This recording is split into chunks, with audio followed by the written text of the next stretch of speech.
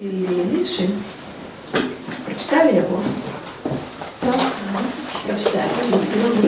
Я буду сейчас яким чином вертаться, а коли не будем, то я буду сподіватися, що ви його пам'ятаєте. Можете самі будете знаходити відповідники, і там речь в том, что это один из этих субтекстов, постоянно, марковых субтекстов. Все зауважили вот это, когда читали или Илишу? Да, он говорит про ее. Илья Глядите, не, потому что он каже про Илью. Идеи. Вот поглядите, вот Йод каже про Илью, это важно. Вот як ви зауважили, расскажите это. Ну, потому что Илья подготовил почву. Так. Что именно, когда именно? Так, але поглядите, что там, что цікаво, что вот то, что я кажу, что это один з субтекстів Марка. Это не просто персонаж, якого він бере, а это весь этот цикл Ілля і Илиша. Там Ілля і один, і другий. Іллю то згадує, Елисея не згадує ніколи у самому Євангелії. Тим не менше, він там присутній. Ён абапіраецца у тым ліку на гэты тэкст, альбо ад гэтага тэкста адштурхоўваецца. Там, вот, про что мы минулый раз сказали, помните, мы згадывали, что там и Иисус Навин, Моисей, Ілля, это все персонажи, яких Иисус неким чином повторяє, по-своему проходить. Ілля, альбо Елисей, там Ілля, Елисей, як цельный цикл, так? И он проходит гэтыя шляхи. Вот гэта вельмі істотна. Вот чаму, скажем, Моисея там вы будете памятаць, калі это будзе ўзнікаць. І это будзе не покроково, хотя некоторые там кроки будут повторяться, але концептуально. Иисус Навин в меньшей ступени, але так само присутний. А Ілля присутний буде вот просто устяж. Вот то, что было роблено и Елисеем, то это буде робиться Ісусом. То, що робив Моисей, то робить Ісус. То, що робив Ісус Навин, а Ісус Навин зробив що? И привел, да? Вот. И ён гэта все робіць. Але так, як гэта зноў-такі, гэта гіпертэкст на гэтых тэкстах, гэта значыць, гэта ён не просто паўтараецца гэтая гісторыя, а паўтараецца, она пераходзіць на новы ўзровень. Гэтая гісторыя пераходзіць на новы ўзровень. Гэта так само, як у самым канцы Евангелия, то, што он мною разгадывал. У першы дзень тыдня, так, калі сонце встало, у першы дзень тыдня пачынаецца новая падзея.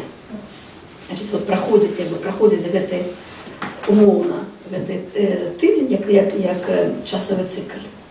Праходзіць, і вот пачынаецца першы дзень, пачынаецца штосьці новае. Пачынаецца новы віток. Вот тое самае, што, як я вам казала, тое, што набыло назву 8-й дзень. С персонажами, вот основными, центральными персонажами еврейской Библии отбывается то самое. То есть то, что яны робили, яно робится, але на новом витку, на новом уровне. А чому это важно сказать цяпер на гэтым этапе? Потому что, як звычайно у Марка, ён нічога не гаворыць наўпрост. Ён дае указальнікі, ён дае некія маркеры. Читач альбо слухач сам мусіць знайсці гэтыя паралелі. І там ён свой гэты субтэкст, ці субтэксты, якія ў яго ёсць, ён іх не пераказвае, ён іх не выпячвае. Яны сапраўды ў яго просто ідуць спрэс, але у некаторых месцах яны заўважныя, у некаторых не заўважныя, але это не значыць, што іх няма, они все равно прысутныя. Там сапраўды прысутна адначасова вот у гэтай гісторыі вабраныя іншыя гісторыі. І нездарма, чаму Марка гэта вельмі важна, тому што Марк пачынае з Яна. З Яна пачынае не толькі Марк. Так? З Яна і Євангелія Яна, ён выразна пачынаецца з Яна. Мацвей і Лука не з Яна пачынаюцца. Але Ян пачынае з Яна, маю на увазі Ян, евангеліста з Яна Хрестителя. Так? І чаму Марка вельмі важна, што ён пачынае з Яна, это так само маркер на тое, што вот ёсць нейкія пачаткі перад пачаткам. І вот гэтыя адсылкі на раней напісаныя, якія ідуць адразу на самы пачатку тэкста, просто нават вот само слово, што пачатак як напісана. Так? Вот вы бярыце одну вот гэтую фразу, пачатак як напісана. Вот все было написано, і пачатак як напісана. Значит, вот уявіце сабе, весь гэты цэлы свет, весь цэлы свет гебрайскай Бібліі, якая змяшчае у сябе увесь сусвет, якая змяшчае цэлы свет, якая змяшчае в сябе всю повню часу, якая змяшчае ў сябе все магчымыя цыклы, вся ёсць пачаткам, момантом старту. То есть вот весь сусвет прожитый, весь час прожитый, все, что можно ведать, вся вот эта помня веда, это старт. То есть это не просто протяг того, что было, а сапраўды это пачатак, это новый пачатак. Значит, вот это ось гэты час завершыўся, гэты свет завершыўся, і ён не ведае пра тое, што ён завершыўся, ён будзе працягвацца, этот час будзе працягвацца для тых, хто ім жыве, і свет будзе працягвацца, але дзесьці вот на гэтым нейкім узроўні ён завершыўся і пачаўся новы. Таму вот гэты самы пачатак, слово пачатак, як напісана, яно пра гэта маркер. І таму мы пачынаем зноў-такі з Яна, што значыць зноў ёсць хтосьці, хто папярэднічае. А насамрэч гэта гаворыць пра тое, што папярэднічае все, што вы ведаеце, все гэта папярэднічала. Все, что было напрацавано, все, что было надумано, все, что было пройдено, все, что было назмагано, все, что было надумано, яно все прывяло до гэтага моманту. І вот гэты момант, ён ёсць ось як бы логічным завяршэннем всяго, што адбывалася калісьці і пачаткам. Это поўны перазапуск. І вот это тое, што вельмі выразна гаворыць, вельмі выразна на гэта маркер робіць марк. Указальная страница. Ян гэта робіць па-свойму.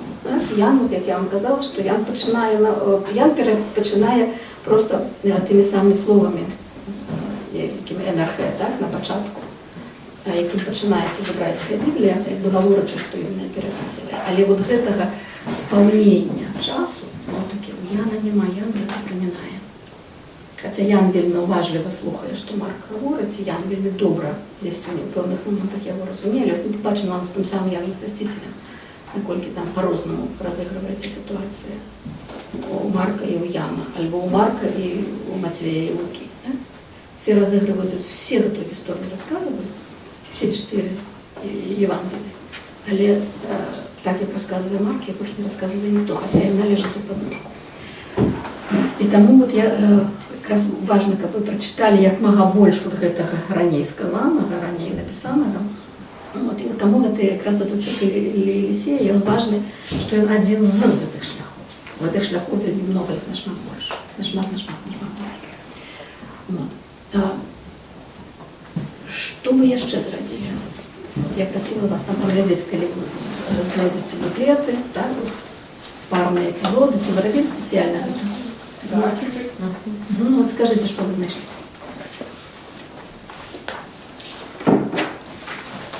А что за парные эпизоды? Это фразы, которые сказаны в Калі фразы, то фразы таксама добра.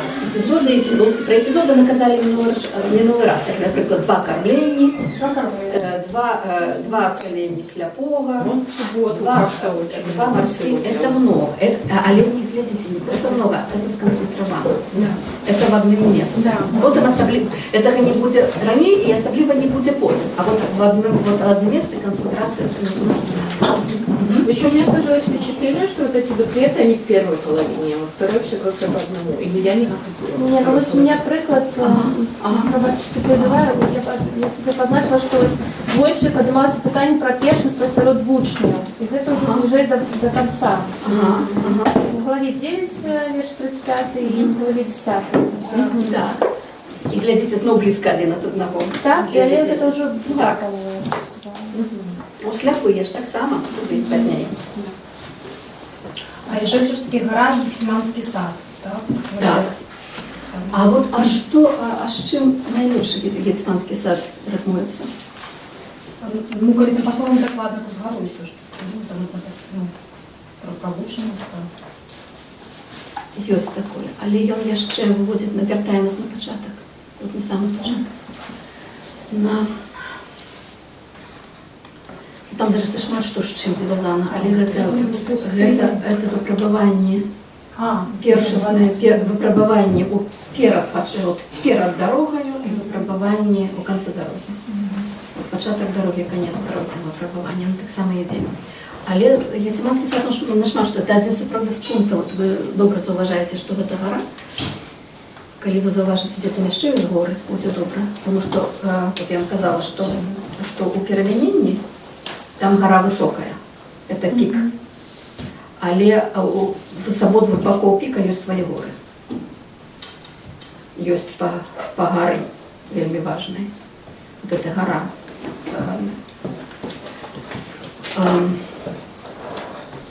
Ну, зрэшты, перад усімі іерусалімскімі прыгодамі, дзе ён таксама сядзіць з трыма, з той самай тройкай, што і на высокай горы. І расказвае ім. Учил исцелять бесов, он учил. І ён там такую візію будучага гаворыць. Ну да, про то, як прийде, друге пришестя, получается. Што адбудзецца. Вот ён гаворыць такую некую вельмі важную візію. Гаворыць таксама толькі гэтым тоном. Петру, Яну, Якова. Так. Петр и Якуб и Ян. Это та самая троица, з якой Раскольцев з'являється, так? В неких таких важних вельми моментах. Там ще Андрей. Ще Андрей додається, так. А Андрей вот это замикає першу четверту. А ще гора, може, от коли гора в перший час, може зауважити її? Ну, да, апостол учит. Молиться он ходит на гору. Не периодично. Не периодично. Это не распорот. Это докладно у гэтым месте. И он идет на гору молиться. После того, как с людьми пообщался. Это худшее не после чего, а перед чим. Это вот перед морем. Перед вот этой своей грандиозной морской пригодой. Надзвычай важно. Это так само такие вот могутные этапы. Мы пойдем за этим потиху. Давайте я вот, может, у вас просто теперь еще есть какие-нибудь огульные зауважения, что по этому сказать. И пойдем просто вот на початок. Принципиально всегда в субботу Иисус ходил в синагогу учить, чтобы вот фарисеям на глаз попадаться. Это не принципово, это традиция. Очень не нравилось? Нет, просто что синагога это грецкое слово. Это много у него наявности синагог у тым часе. Это грецкое слово синагога, так? Это сбор разом. Это вот такое вот место, где разом собираются. Палац культуры? Нет, это не палац культуры. Это вот яшчэ синагогу называли школой. Вельмі много. Потому что это место навучання. И это сбор отбывается, это калі няма, скажем, такого вот регулярного места, будет некое подобранное место, вот, некое, ну, принагодное место, чья-нибудь хата, например, может послужить. Как летучий университет. Может быть, але там головне, що треба менавіта ў суботу собраться і згадати Бога. Гэта выконванне основной дамовы израильской, так, паміж Богом и Израилем захоўваць суботу. Это одно из самых головных приказаний. Значит, 6 дзён займайся своими справами, 7-й день Богу. Это 7-й день, он вельмі важный. Это день, який называется шаббат, этот день, откуль наше слово суббота и походить. И шабаш. Шаббат, так само, шаббат означает отпочинок. Само слово шаббат, это слово отпочивать. Это день отпочинку от працы, значит, это праца вот эта вонковая, спыняется, і адкрываецца магчымасць для працы ўнутранай. Так, это праца ўнутраная. Это праца, калі вот сапраўды чалавек, людзі, супольнасць, і індывідуум, і все разам здаюць справу сабе, дзе яны знаходзяцца у сусвеце, на шляху да Бога, што пройдзена, куды ісці. А самае галоўнае, гэта вот як бы узнаўляецца гэты сёмы дзень стварэння. Сёмы дзень, у які паводле гісторыі кнігі роду Бог адыходзіць, адпачывае ад зробленай справы. То есть вот ёсць усё дзейнасць навонкі, і тады вот гэты момант, калі гэты выход навонкі спыняецца і ідзе ўнутр. І калі вот адбываецца якраз гэтае сэнсаванне, ачышчэнне і магчымасць для 8-го дня.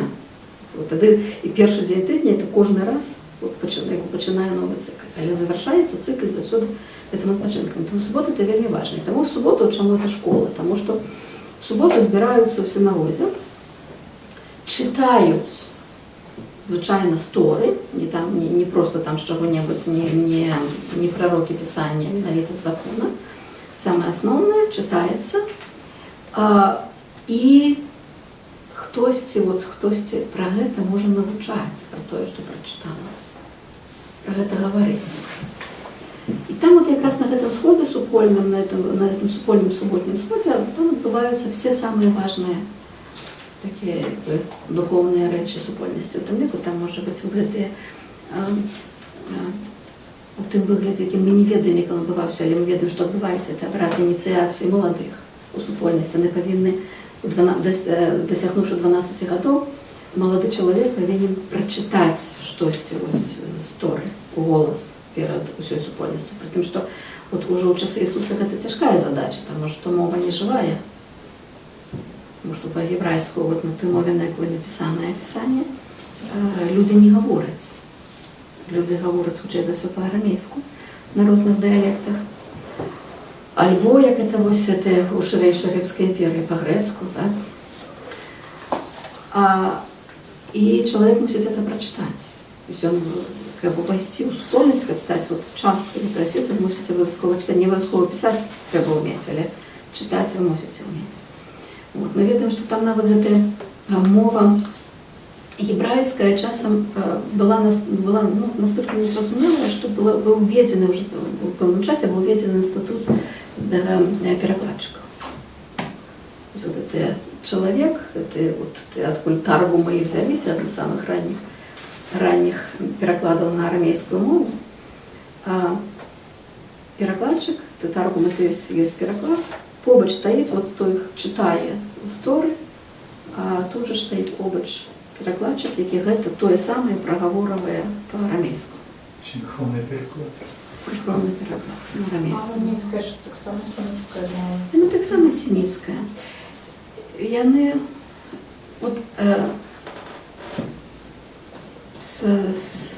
не з адной семіцкай падгрупы. Можа, я не ведаю, як вам сказаць. Со славянскими параўнайце. Зразумееце, вы спонтанна іншую славянскую мову, калі это не украінская. Украінская з той самай групы, і вам не трэба ані папярэднія веды, ані перакладчык, вы разумееце і так. І украінцы вас разумеюць. Выберыцеся там іншы славянскі свет. І вам будуць гаварыць той самай групы. Там словацкая, например. Тут вы будете читать, вы разберетесь, вы побачите, але вы спонтанно вы не зразумеете, это іншая мова. Это так само, яны блізкія, але калі з пункту гледжання вонкавага свету яны блізкія, а знутры яны не вельмі блізкія. І так просто паспалітаму чалавеку, які не адукоўваўся ў гэтых мовах, это цяжка зразумець. Таму рабіліся гэта просто уже вусныя пераклады, ажно пакуль яны потым не перайшлі ў пісьмовыя і сталі таргумы таксама досыць для нас важныя. Это тогда еврейский язык был мертвый, а сейчас нет? Это тот же или? Там все, бачыце, мова до конца она не памірала ніколі, але жывою мовою гутарковую яна не была досыць доўгі час. Але яна, так, яна узнаўляецца як пісьмовая мова у тэкстах, якія інтэрпрэтуюць Біблію. Яна узнаўляецца у Талмудзе, у Мішне. і гэта все там уже калі вот вучоныя рабіны, якія скажем, якія складаюць Талмуд, так, яны гавораць па-гебрайску, ну настолькі наколькі это магчыма. Мова узнаўляецца як магчымае для маўлення у часы масарэтаў, калі это дзесьці от 10-го стагоддзя нашай эры, калі яны правакалізавалі гебрайскае пісьмо, гебрайскую Біблію. Таму што калі вы просто глядзіце на кансанантны гебрайскі тэкст, вы можете яго прачытаць так, можете гэта, калі можете зусім не ведаць, як яго прачытаць. Там некаторыя словы зразумела, якіх чытаць, некаторыя не, могуць быць розначытанні. І нават дзеяслоўныя і субстантыўныя формы, яны часам супадаюць на пісьме, але яны будуць розныя ў залежнасці ад вакалізацыі. Адпаведна, яны былі правакалізаваныя паводле традыцыі, якая перадавалася до 10-го стагоддзя, нейкім чынам дажыла. З гэтай вакалізацыяй яно ўсё тады зноў-такі спрашчаецца, таму што гэтая мова, калі вы можаце яе добра чытаць, вы можаце яе ўзнаўляць. Поэтому там свае розныя плыні. Вот ёсць гэта сапраўды гэты талмудычны перыяд мовы, это раней, безумоўна, за тое, што я кажу. А потым сярэднявечная еврайская мова. Яна до конца она ніколі не сыходзіла. Але людзі паміж сабою на ёй не гаварылі. Уже яна узнаўляецца, яна як гутарковая мова, ужо вось калі ўжо ўзнаўлены іврыт.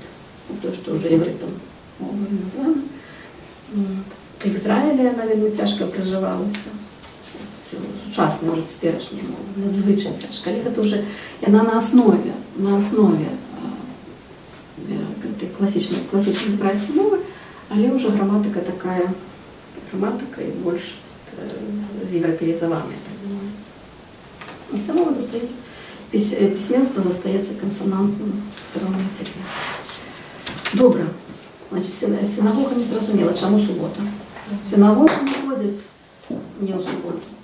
В синагогу все идут у суботу. А яшчэ один момент. Можна? Вось я сумлетна, як вы давалі домашнее задание, спрабавала скласці план. Прычым я гэта рабіла некалькі разоў. І вось я разумею, што магчыма гэта з-за таго, што тэкст як бы шмат разоў уже цытаваўся, і кожнае слово літаральна гэта выраз, які мае пэўны сэнс. Але вельмі цяжка разбіваць на кавалкі такія вялікія, тому што у кожным кавалку як матрошка.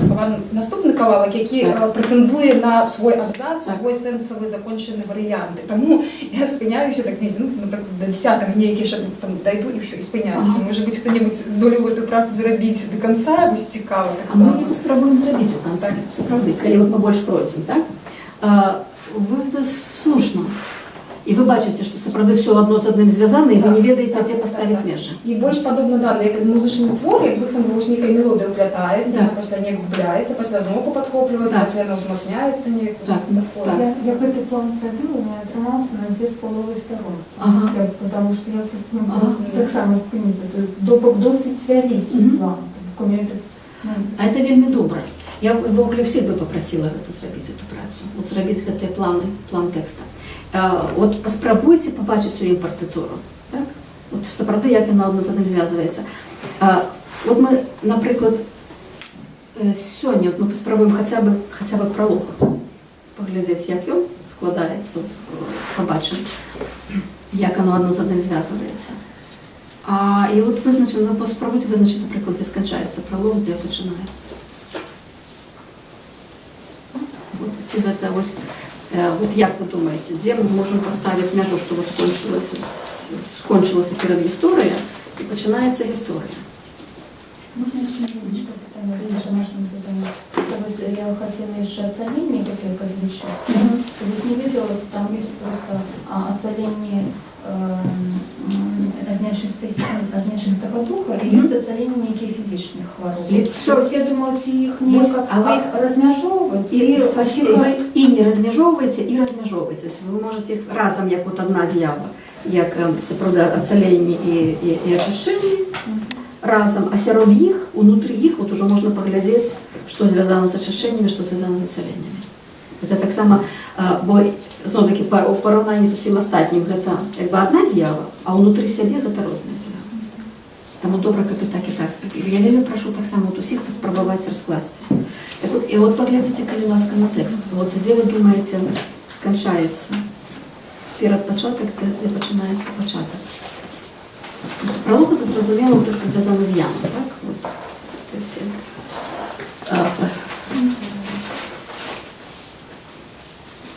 Вот дзе вы скончылі яго? Вот ёсць такія вось у традыцыі ёсць два варыянты. Скончыць 13-м вершам, так? Альбо скончыць 9. не, 9 не, 9 зарано. Альбо скончыць 15-м. Да, 15. Вот. Як бы ёсць такія два варыянты, так? Ну, вот, давайте мы просто зараз вот хіба ж калі пытанне яшчэ адкажам, а я хочу просто зараз, каб мы пачалі з самого пачатку, так? Мы пачалі чытаць, і давайте вот калі мы прачытаем гэты пролог, паглядзім, што там да чаго, можа мы туды хутчэй скранемся. Мы вот што у першым вершы мы з вами што прапусцілі? Пра пачатак мы казалі, пра Ісуса мы казалі, пра Хрыста мы казалі, так? Сын Божий зразумела, мы толькі прапусцілі Евангелие, так? Потому что так само вельмі важное слово, тут все слова такие ключевые. Это слово «евангелион». Что у ваших перекладах на месте стоит? Радостная весть. Евангелие Царствия Божия. Нет, початок, это вот первый верш. Ви маєте на увазі редакції? Ну просто, что вот я гляжу одразу, переклад такие у меня, там вот добровесть, да, про кого-то Евангелия. Початок Евангелія. Евангелие, так? Но я бачила радостную весть третью. Не помню. Радостная это за много. Это добрый. Это такая стандартная такая Европа и что эвтаназия. Что хочешь, все это добрый. Вот эуфония. Вот все это все. Это однольковое слово, это эуфория, так. Вот все, что на это все однольковое. И я ну, это добрый. Это радостный, это тоже перевод. Але добрый, это не значит слово, это менавіта приставка. Потому что это не слово доброе, она не однокоренная со словом добрый, со словом колосс, так, она не однокоренная. Вот это не такая приставка. Ну, кто скажет радостная, ну, что может и радостная. Евангелион это сапраўды добрая вестка, так? Я ж знаешь. Добрая вестка. Это как бы вот у этого часа Иисуса это абсолютно стандартный выраз.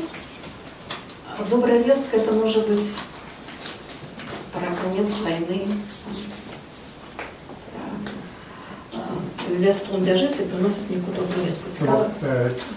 Уже чаканая некая добрая весть. Не обов'язково чаканая. Не обов'язково чаканая, але это добрая вестка. Вот наприклад, у Септуагінці, калі менавіта ў назоўніку, гэта досыць рэдкае слово. Яно сустракаецца наогул толькі пару разоў. Яно вельмі цікава, мы не будзем чытаць, я просто вам перакажу, каб не марнаваць часу. У гэтым цикле кнігу Самуэль і Каралевства, якія вось у кагосьці у вас будуць две, першая, другая Самуэля і першая, другая Каралевства, у кагосьці будуць 4 царства, одно за одним. Так? Вот это не история про об'єднаную монархію, так, калі гаворка ідзе. Першы раз яно уживаецца, такая вельмі прыгожая сітуацыя. Давід забіў лістуна, які прынес яму евангеліон, добрую вестку про смерть Саула. Добрая вестка про смерть Саула. И вот там по-гебрайску вестка, по-грецку евангеліон навіть уживаецца. Другі раз вельмі падобны, зноў-такі ідзе вестка, добрая вестка про смерть Абшалома. Вот аднолькавыя дзве сітуацыі. У трэці раз, калі евангеліон Септуагінцы сустракаецца, гэта крышку іншая сітуацыя, там таксама ў гэтых кнігах, там пракажоны прыйшоў, і вот ягонай добрай весткай было, ён знайшоў спустошаны лагер. Так што вот Маркова Евангелие не опирается на это слово, ну, просто вы уявляли себе, что слово досить для септуагінти нестандартне, але для вот этого часу воно вживається досить широко. І він його сам не конструює. Ну, от ми зараз поглядимо так само, от ще, як воно докладно, от откуда воно береться. Так? От воно, до речі, Марк ніколи не вживає його в дієсловній формі. От його і Матвій, і Лука вживають. Добровестец, так? А у Марка нема. У Марка от є тільки Євангеліум. І потім він його ще вживає. Це слово вживає у Євангелії двойче. Так само в нулькових ситуаціях. Покинуть усе для мене Євангелія. Для мене добровестец. Два рази. От звернули на эту увагу, так?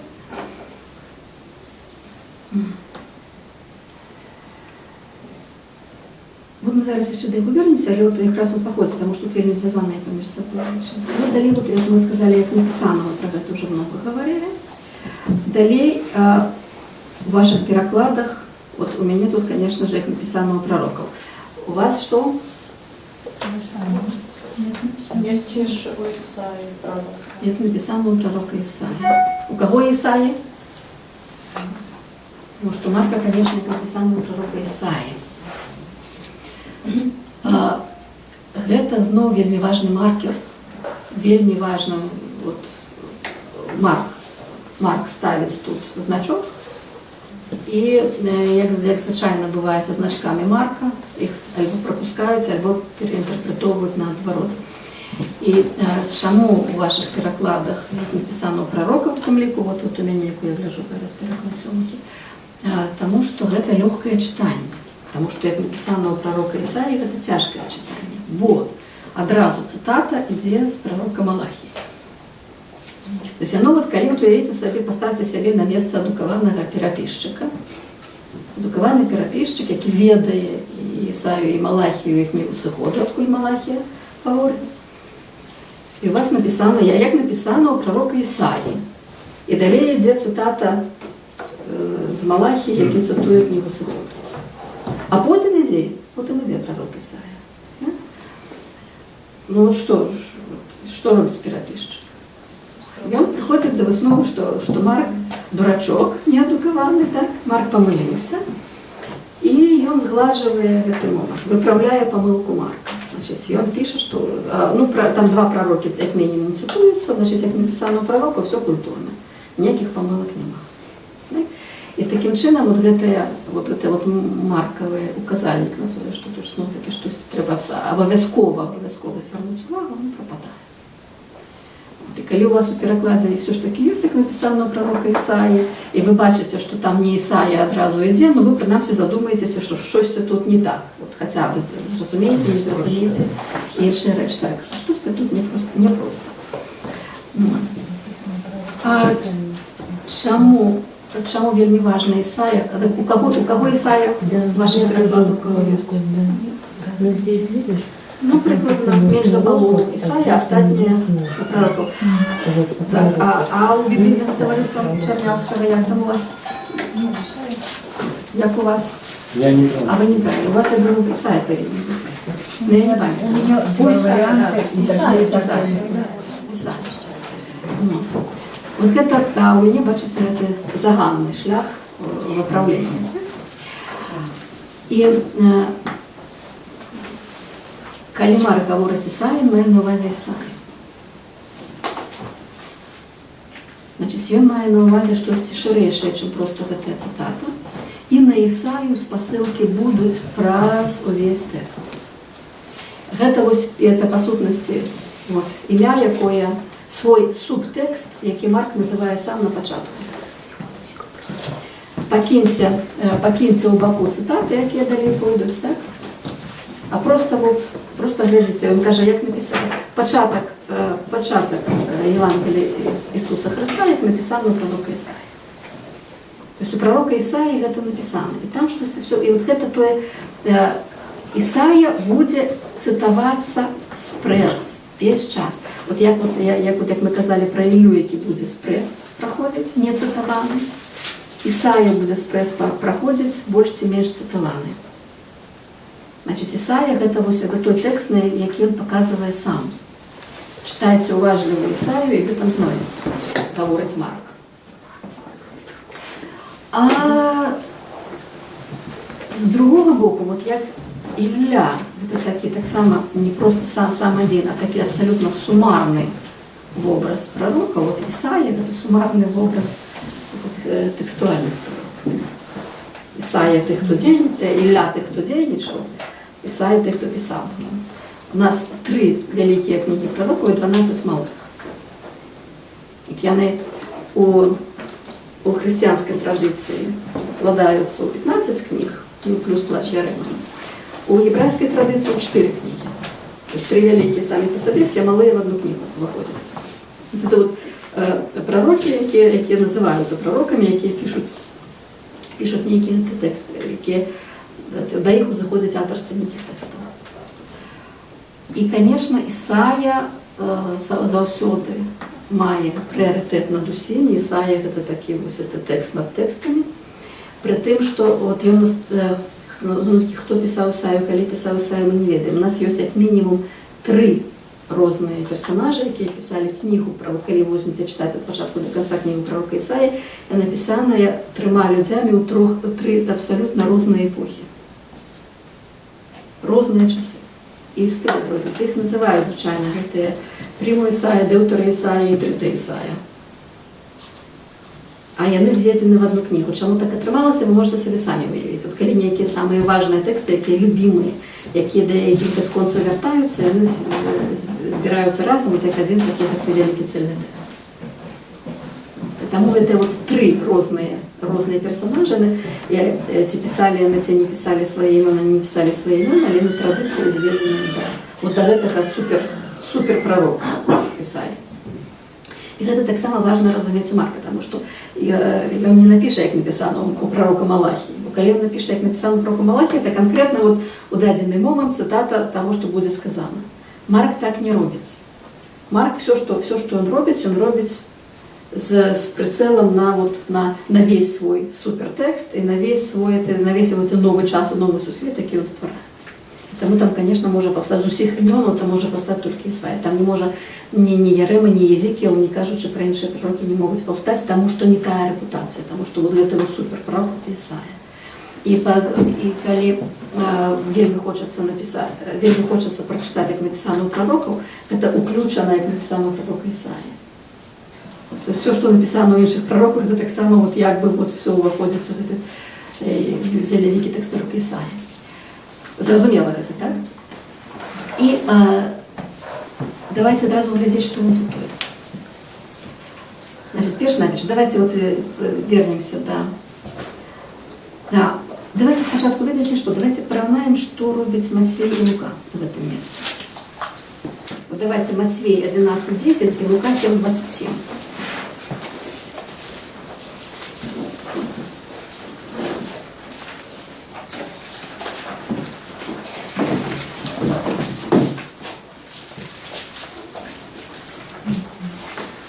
Бо ён ёсць той, про кого написано было. «Вось же я посылаю анёла моего перед обличием твоим, який приготує дорогу твою перед тобою». Так. А Лука який? 7:27 я написала. Бачите, глядите, що Матвій робить. У Матвія тільки, як написано, так? Матвій не влазить у эту пастку, яку Марк розставляє, і він її просто обиходить, і цитує Малахію. Ну, Луки так само. Ён той, об ким написано. Об ким? «Вось же я посылаю анёла моего перед обличием твоим, який приготує дорогу твою перед тобою». Так. Так. А Марк що робить? Він каже, от поглядіть, як написано про Ісаї, «Ось я посилаю аньола моєго перед обличчям твоїм, і він подрихтує шлях твій перед тобою, голос того, хто гукає у пустелі, подрихтуйте шлях Господу, просто не зробіть стежки йому». І от гэта ёсць цитата з Ісаї. От гэты голос. якого Марк називає. Значить, Матвій і Лука розуміють, що тут щось не в порядку і цитують просто написано і написано. Так, але написано це, справді, це не тільки Малахія. Малахія докладно так, але ви можете поглядіти, це ще Сихот 23:30.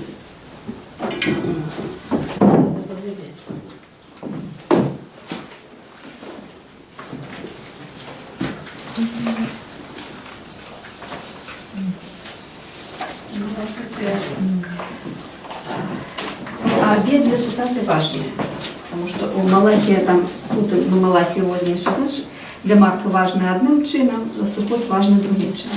23:20, пробачте.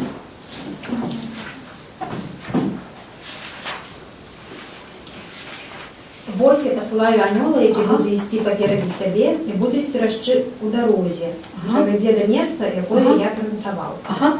А бачите, яка тут різниця? Які буде стерегши тебе в дорозі. Де гэта адгукнецца у Марка? Вельмі хутка. Там анёлы будуць служыць. То есть гэты Сихот его важны. Анёл перед тобой, але он не толькі рыхтуе шлях, ён тебе ў дарозе будзе стерагчы. І чаму гэта яшчэ вельмі важна, што паглядзіце, вот тут анёлы на пачатку, анёлы ў канцы пралога, больш ніякіх анёлаў Евангелія няма. Нідзе нічога не будзе. Вот все, што тычыцца анёлаў, все сказано тут. Значит, анёлаў вы можете, як яны сціраюць у дарозе, знаходзіць самі. Але анёлы названымі больш не будуць. А Малахія? Вот я посылаю ангела моего, и он приготовит путь предо мною, и внезапно придет в храм свой Господь, которого вы ищете, и ангел завета, которого вы желаете. Вот он идет, говорит Господь Саваоф. Вот там, где... Добре, а вот далі, глядите, далі, там, где он цитує Ісаю, голос того, хто кличе у пустельні, поглядите, там знов-таки, вот ще один типовий біля Марковий прийом. Коли він щось цитує, от як він тут цитує Ісая, ён цитує ось гэты сказ. Але за гэтым сказом стоїть там весь гэты сюжет у Ісаї, весь кавалок. Значит, ён не пераказывает все, что говорит Ісая, ён бере великий кавалок Ісаї, там вот нам его обов'язково треба прочитать весь, там все 9 вершов прочитать, и они все 9 вершов тут присутні, а читає він тільки, цитує тільки одну фразу. Ну, тут гіперспосилки сучасні. Ведаеце, эту гіперспасылку пропускаюць нават сучасныя даследчыкі. Потому што яны знаходзяць, што гэта дакладна, вот ён цытуе, ну не дакладна, але цытуе Ісаю. Але тое, што ён цытуе ў гэтым кавалку не толькі гэтую фразу, а шырэю, давайте это зараз паглядзім. Давайте глядзець Ісая 40. І нам спатрэбіцца наогул, может, за один раз вот нам это будет так только прочитать. Исайя 40, там 9 вершов. Поглядите, який великий кавалок. Ну, давайте начнем читать. А можна ще питання по Малахії? Дивіться, скончилося, і ось пошли його пророка Іллю перед виходом дня Господня. Ага, ось. Ілля, і там ще вот, ще Малахію, коли вже, ладно, давайте, коли Малахію, давайте зачепимо. Jeszcze poglądajcie 4-5 Малахія. У конце Малахії. Ось я пошлю до вас Илью пророка перед наступлением Дня Господнего великого и страшного. Перед наступлением Дня Господнего великого и страшного. Гэта все так само вот тут присутнее. Вот глядите, коли вот тут мы бачим просто посылаю анёла моего перед тобою. Потім от ми з гэтай же, вот, як ви кажете, з гіперссилки ми бачимо, що там Ілля не названий, Ісая названий, тому що Ісая – це текст, і Марк будує свій текст на гэтым тексті. Ілля не названий, ён імпліцитно присутний. І от коли ви прочитали все, що треба, все, куди Марк вас відсилає, ви вже знайшли Іллю, який іде перед тим, як буде гэты великий день Господній. Давайте теперь поглядим Исаю.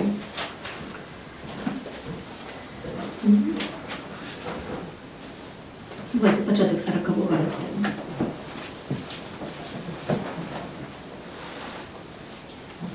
Утешайтесь, Так. утешайтесь народно, Так. каже Бог наш, Мгм. ваш.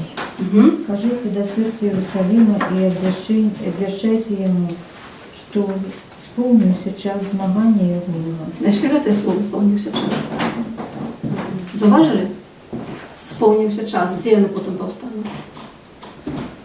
Самые перші слова Ісуса, які Він промовляє у Євангелії Марка.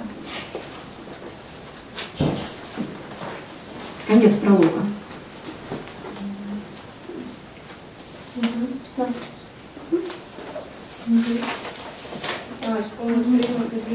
Угу. Вот бачите, яка это знову йде гіпертекст. Это не цитата тут, это гіпертекст. Угу, давайте далі. Значить, скажіть до серця Єрусалима, обіщайте йому, що сповнився час змагання Єгонова. Далі. Що за неправди його дадено дарування, Угу. бо він від руки Господній отримав удвоя за всі грехи Так. свої. Так, значит, вот это один кавалок, мы его уже нашли. Далее, напростовая цитата. Глядите, читайте. Третє. Так, угу. Голос того, хто кличе у пустині підриктує шлях Господу, простими зробіть у степі стежки Богу нашому. Угу. Яку розницю робить знак? Кличе у пустині. Ну, тут гэта як ви поставите тоді. Хто у пустельні гукає, або хто кличе у пустельні робіть. Конечно, тут, чому тут буде акцент у Ісаї ставится, что у пустельні робіть, тому що тут йде говорка про шлях. Вот, найперше, это королевский шлях. Это еще такая, это ввогуле такая близкоусходняя речь, это египетская велимостная речь, королевский шлях. Коли королю треба прокласти дорогу, не, вот, навод, ну, не проехаться разок, але навод и проехаться разок. Там буде прокладена дорога. Дорога буде прокладена, вот так і треба їхати королю. Вот як римляне будували потім свої дороги, так?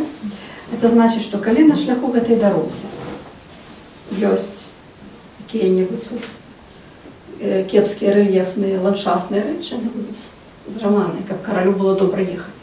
Нечие хати. Коли нечие хаты, они будут прибраны. Там может быть навіть целая вёска там будет стоять на дороге. Дорога не пойдзе обходить эту вёску. Дорога пойдзе вот так, простуйте шляхи. Вельми докладно тут вот сказано, робите просто. Дорога повинна вот так идти. Значит, с тем, как король ехал в своих королевских справах у своей королевской славе, не зважаючи и не спотыкаючися об некие складаности дороги. Значит, подрыхтовать дорогу, дорога рыхтуется королю. Дорога рыхтуется королю. Значит, одразу, на что одразу Марк робит акцент? Вот на эту, ну, таки имплицитную королевскость. Потому что коли ён цитує, робите простыми стежки, а простыми робят стежки некой этой вельми величной постати. Это не просто там. И тому, глядите, вот это, минулый раз мы казали про это ремос. Такое вечное, мы не пишем, потому что это вечное слово Марка, это пустельное.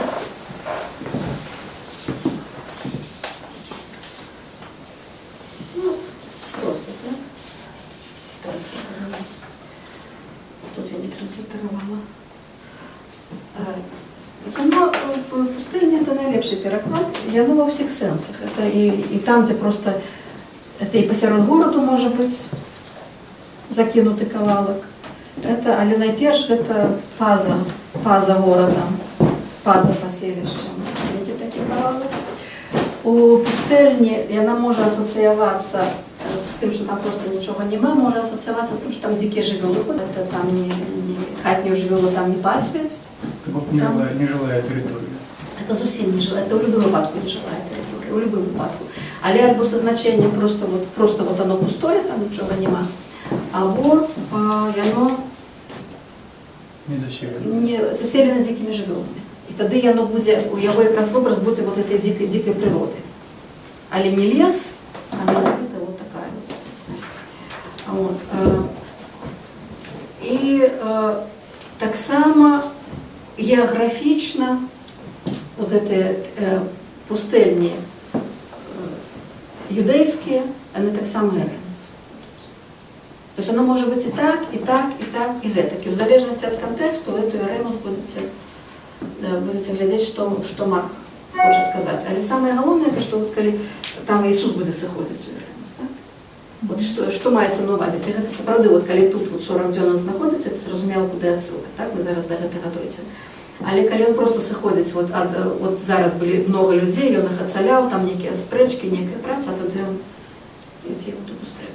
Безлюдное место. Безлюдное место. Так, значит, відповідно, это универсальное слово, якое буде, от воно тут у прологу, і воно буде уваходити у сакральну географію Євангелія, у нетрах Євангелія, і воно буде робити тільки відсилки на сакральну географію.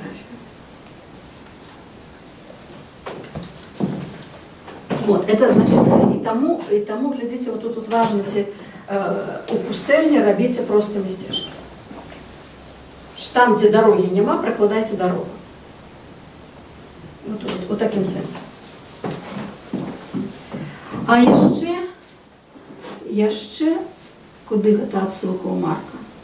Не ведаю, ці хто-небудзь з вас гэта пачуў, калі я казала, што гэта там, дзе нічога няма, дзе зусім пустой. Мы минулым годзе і з часам пра гэта згадываем. І гэта яшчэ, гэта не у Ісаі, але у Марка. Зноў весь пролог, як слово «пачатак», отсылая нас на початок еврейской Библии, на Берешит. Так? А далее что у нас? Після Берешит, «Бараю химат хашамаем веет хаарец», на початку створив Богим небо і землю, і одразу вехарец хайта духового. Одразу земля була некая пустельная. То есть он ще виводить, ще вот эта частка сакральной географии, вам треба мати на увазі, що коли він говорить вот гэтый ремос, це ще ремос перед створенням світу. Це вот та земля, до якої ще не прикладена боская сила, яка буде так само в этом прологу зараз звучати. Вельми хутко прогучиться. То есть у його несколько отсылок, где як минимум 3, максимум их больше, отсылки вот на первые 2 верши книги Роду. На початок перед початком. Первая отсылка – это само слово «початок», другая отсылка «пустельня», и третья отсылка будет, може здогадалися, хто це побачив. Я нагадаю, у мене лучше другий вірш. Земля була пустая и голая. Почекайте. Темра над поверхнею бездани и ветер левин, крутячися над поверхнею воды.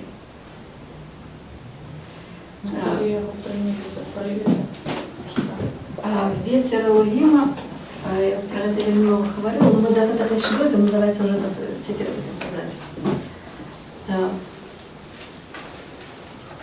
Руах Элогим. І дієслово його, утворне дієслово, дієприметник, мерохефі такі аллитерацийный цветом. То есть якби это, вот, когда мы перекладаем ветер веял, вот, как оно звучало одноликово, что робить ветер, вея.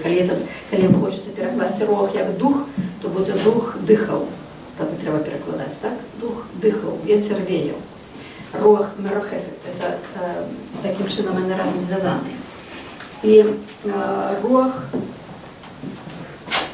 коли его дух прочитывается, в еврейской Библии, коли это основное значение ветер, дух у сенсі вот такий внутренний дух, вот, там на там, полях боек, дух героя там им обудился. Так, вот некая турбулентная сила. То есть это не метафизичная категория, абсолютно нет. А коли он як дух, рух, и он это же дуже городу, и по-грецку пневма, жіночого роду дух, так?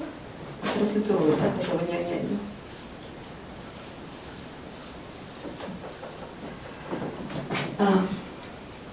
Пневма. То есть ночь широту же, ночь широту. И по географии, и пневма – это дух, уже в нашем перекладе никуда не денется мужчинского рода. Возникає Марка, только что, ну, такие отсылки еще давай наблюдайте. Тут есть слово «рог», есть несколько таких, это есть птушиные овертоны. Тут вот рог. Потому что рог по-семитскому учится, так само так вот, вы читали арабские сказки. Там есть эта космичная птушка рух. Разница космичная яйка, это то же самое слово, это когнитивное слово, это из разных мов. Вот. И тут, конечно, это еще египетская отсылка до великого Гатуна, или птушки, яка кричить над абсолютным ничто, там, где как раз вот темра, небачность, схованность, вода, існують завсёды, але просто яна не ёсць, они не ёсць, они існують, они не існують. Вот эта птушка кричить и криком створяє порушення на поверхні води, і на поверхні этого хаосу починає народжатися космос. Чи можна ще безтілова існість, так от обозначити? Нет, это никакая не ясность. Это не ніяк. Вот всю метафизику откиньте куда-нибудь совсем бок. Тут нема метафизики. Тут это вельми яркий образ. Это основное значение – это ветер. Ветер, просто ветер. Вот, скажем, вот у истории Павловки, яка посылается весь час вот на эту историю створения, там повторяются все эти элементы, и виновито ветер скончає Павловку. Ветер снова починає новое створение. Ветер снова так вот, это новый этап старения закручивает. А у Марка что у нас находится? За место великого Гатуна что у нас находится? Дух Божий, як птушка спустився. Какая птушка? Голуб. Там что? Ну там два варианта есть в зависимости от текста.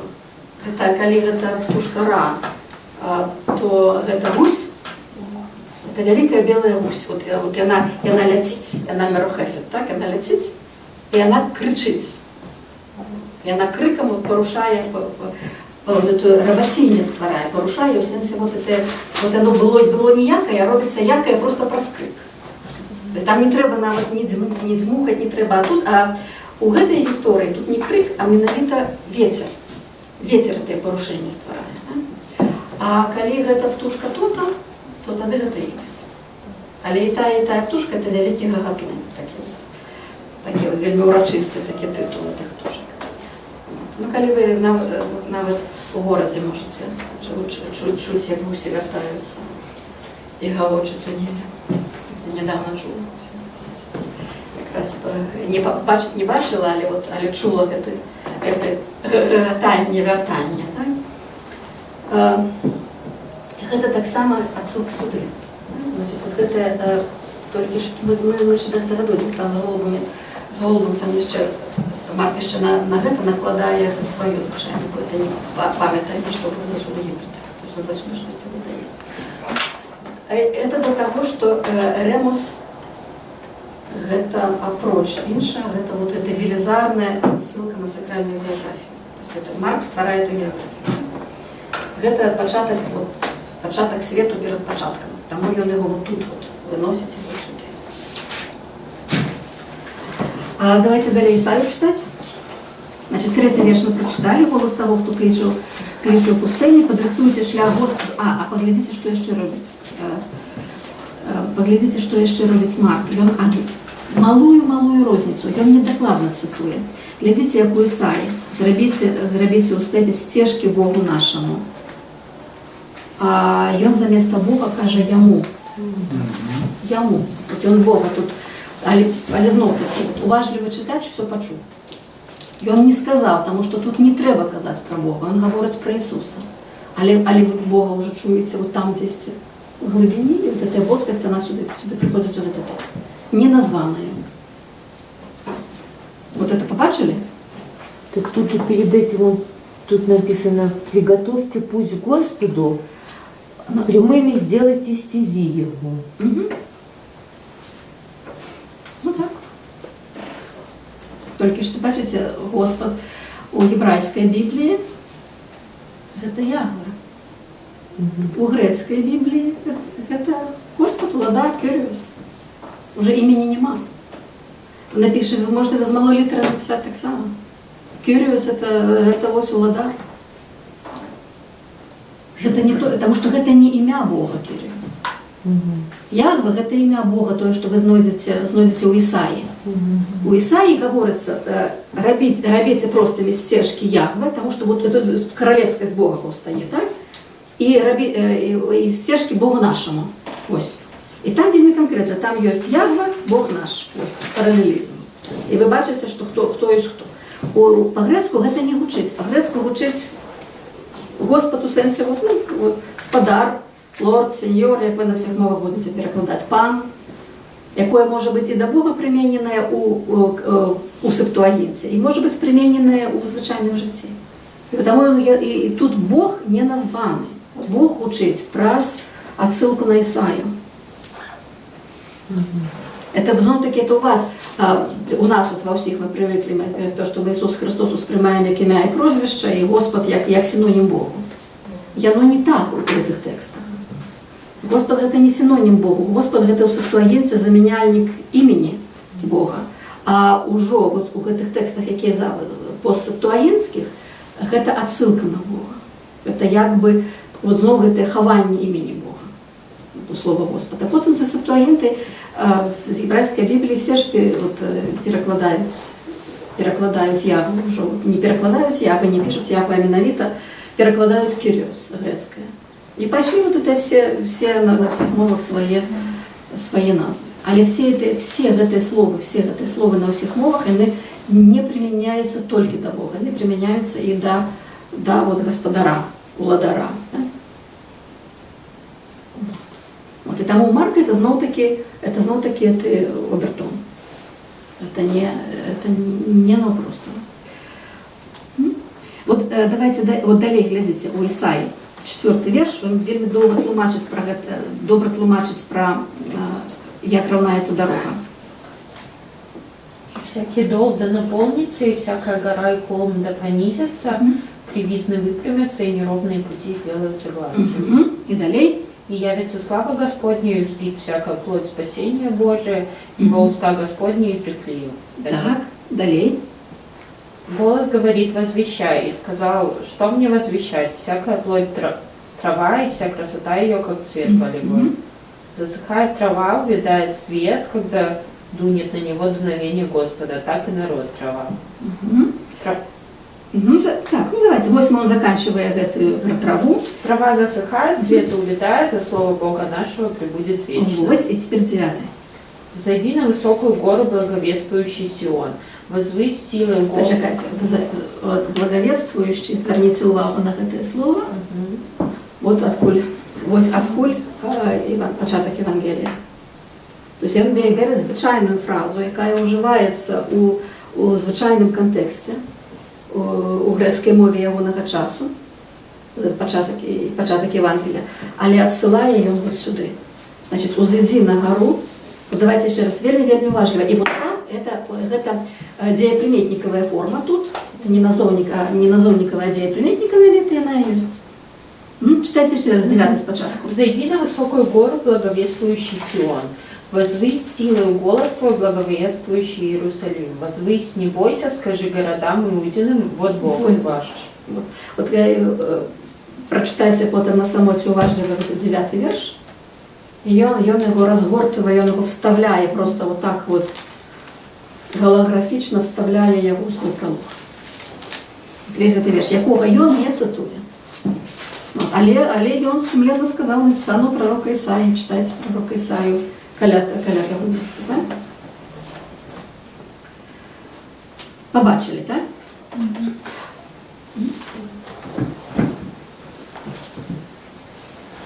Далі. Значить, і там, ви як заважили, там двічі це слово, так, вживається. Далі. Ось самий початок він одразу показав, що це буде, чого читачу чекати. Вот літаральна вот гэты вот першыя 3 вершы, яны ўжо павінны былі напалохаць адных і ўзрадаваць другіх. Але я маю на ўвазе і адны, і другія уважлівыя чытачы. Неуважлівы чытач зрабіў, як у Мацвея і Лукі. Так? Як напісана. А далей глядзіце, як з'яўляецца 4-й верш. Так? Ян Хрысцячы.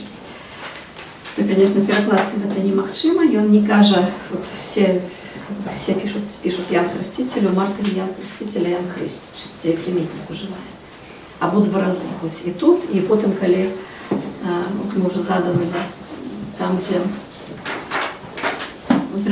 зрештою, попав всі рази, там, У де... меня так написано, явился Иоанн, крестя в пустыне. А гэта ўжо інтэрпрэтацыя зноў-такі. Так? От, калі у вас то яна, чаму яна не пойдзе? Таму што калі гаворка ідзе пра смерць Яна Хрыстячага, там дакладна тое самае ўжываецца. І вы можаце разбіць, можаце тут прачытаць, з'явіўся Ян Хрыстячы, а можаце Ян Хрыстячы. Тут ён з'явіўся, там ён памёр. Так? Таму перакладаюць звычайна, ну, альбо з'явіўся Ян Хрыстячы ў пустыні, альбо з'явіўся Ян Хрысцитель.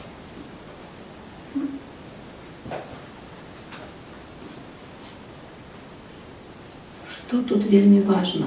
Вот тут будзе тут, і зноў-такі у 15-м вершы будзе толькі тут назоўнік, а там будзе дзеяслоў. З'явіўся Ян, прапаведуючы хрышчэнне, вот у мяне ў перакладзе пакаяння. У вас што? Крещение, покаяние. Пакаяння. Що ви хрещення? Хрышчэнне пакаяння, я ж усё маху читаю. Ага. І паглядзіце ў 15-м вершы, калі Ісус уже гаворыць сам, што пакайцеся. Все самое слово. Это зовсім нічого не значить.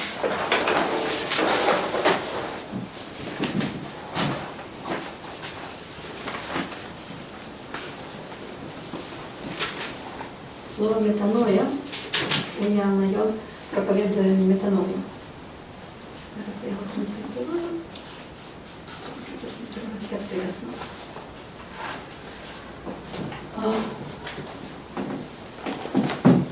Ноя, что-то нарисованное. Метаноя. Это двухчастное слово грецкое. Ноя – это атнус, свідомість, розум. Як это сказать? По-английски доброе слово mind. Какое вот все это значит. У нас нема такого слова. Як? Mind. Mind. Ага, ну это mind. Mind. Ну вот оно так само, якби, може бути свідомість, може бути розум, все это якби, ну і це свідомість. Так от як вот эта частка, яка мислить, частка чоловіка, яка мислить. Так вот это грецкое нус. Мета – это запаза. Яно вживалося у грецькій традиції як навертання, такая вот это, як это сказать, такая перадумать. Перадумать, так? Что-то вы надумали, там что-то отрывалось и перадумали. Планова такая, это такая тьмяная, теневая богиня метаноя у грецкой традиции. Яна заўсёды хадзіла з Кайросом. Кайрос так само тут у Марка присутний. Это ось Кайрос и Хронос, або слова значит час. Вот Марк будет казать, что исполнился час. Вот он будет казать. И будет уже слово Кайрос, конечно, а не Хронос. Хронос это вот час, как мы уживаем слово час, то что себе рухается. А Кайрос, когда мы перекладаем Кайрос, мы перекладаем пора, сезон, вот скажем, когда мы кажем час, збирать камяни, так? Не будет, то это вот будет вот Кайрос, это не Хронос.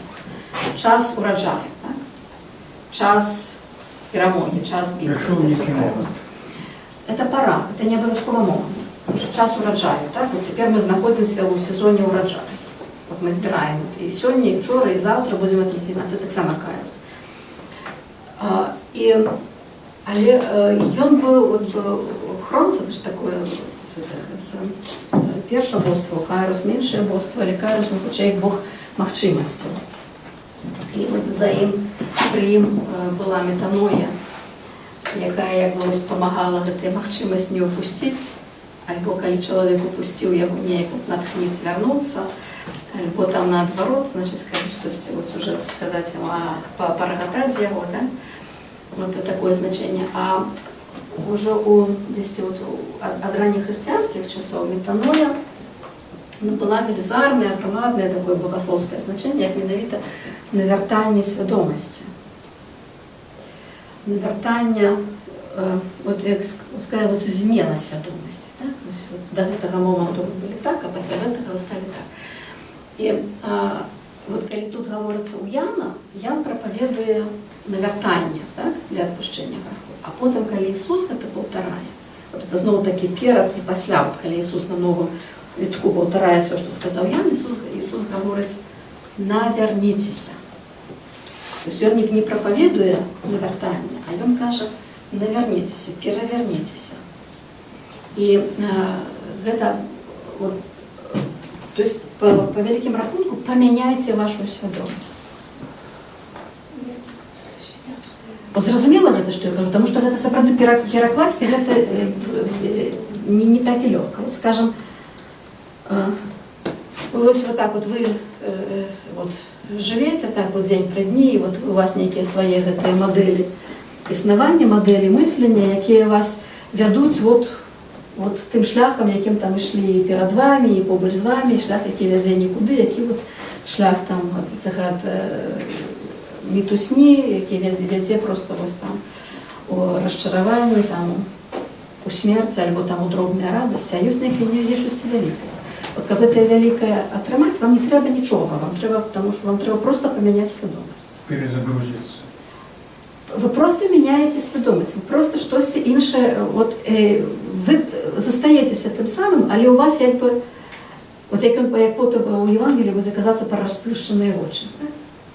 У вас просто расплюшчваюцца вочы. Вы застаецеся там, дзе вы і былі, але свядомасць ваша перавярнулася, перакулілася. Фокус уваги.